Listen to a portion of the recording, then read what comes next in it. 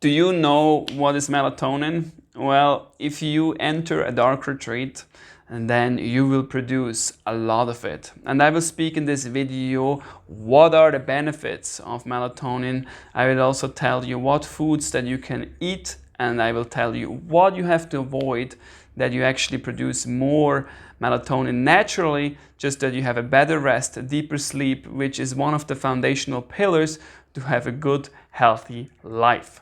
But before I do that, let me just show here a little short video to you what is the dark retreat.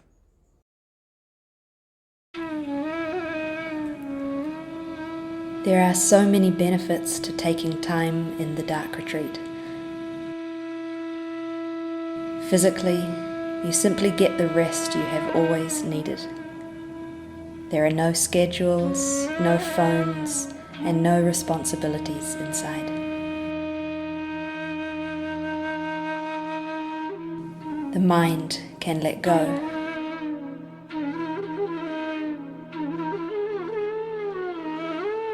What is hidden can rise up. If you already have experience with meditation, this is the next step, the next level.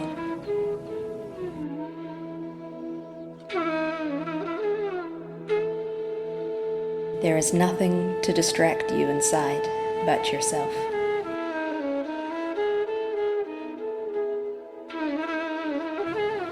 Are you ready?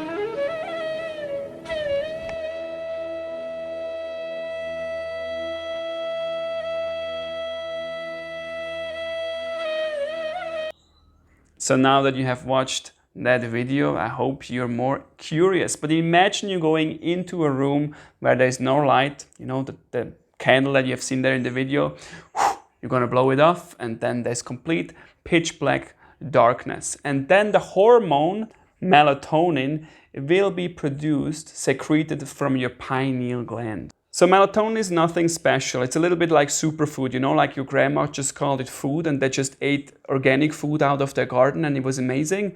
It's a little bit the same with melatonin. Nowadays, it's very special if you have a good sleep. And all of us actually produce at night melatonin in your pineal gland, and it helps you to give you a healthy circadian rhythm, which simply means that you wake up with the sunrise and then you feel active and vital, and then in the night you become tired and you have a good rest. And rest is so important in order to provide a good health. But nowadays we're going late to bed, we are having the screen in front of our eyes, and the blue screen or any electronic devices inhibit the natural production of melatonin, and therefore we are very likely not feeling relaxed, we having problems to even go asleep, and when we are in sleep, then perhaps we are waking up because we have fears, we have stress, we have worries, so we don't have a deep sleep where we have a deep rest and a deep rejuvenation, and therefore we don't have a natural circadian rhythm where we follow the rhythm of the day and night, or you could say the sun naturally. So that's a problem in itself, because that makes us then that we need to come back to have deep sleeps. So people just come for that in itself to do a dark retreat, because it brings you in a place where you don't have any sunlight, so therefore you have an increased melatonin production and it helps you to relax. Well, when you have deep sleeps, of course, like melatonin in the beginning, it increases a capacity or an amount of tiredness, but you will come to a place where you find yourself like recharged like a battery and you're not tired anymore, you're just aware to deal with what you couldn't process or deal with before. It lowers blood pressure simply out of relaxation. It is an amazing antioxidant and also anti-inflammatory. It helps a lot with your reproduction system, so not just for the menstrual cycle for the feminine, but also from the masculine side. Like the vitality on a sexual level is amazing if you have an increased melatonin production. And it's amazing for the creation of insulin in your body.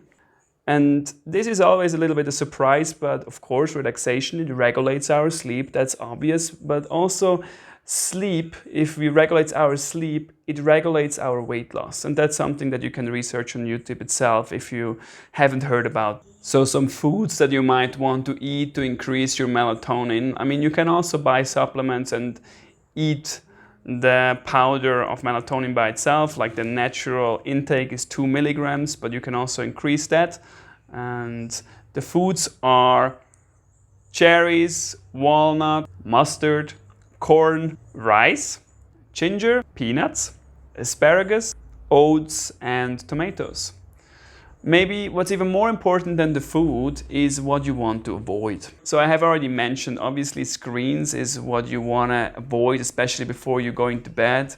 So from evening at 8 o'clock on, I would avoid any screens, also the blue lights in particular. Then, surprise, surprise, coffee, tobacco is actually reducing your melatonin production. And also when we speak about antidepressants, Prozac, Fluoxetine, they are not helpful. If you're using aspirin or ibuprofen, that's also something that might cause you difficulties with your melatonin production. So, if you're interested to produce a lot of melatonin, then the bottom line is basically you simply do a dark retreat. All right, goodbye.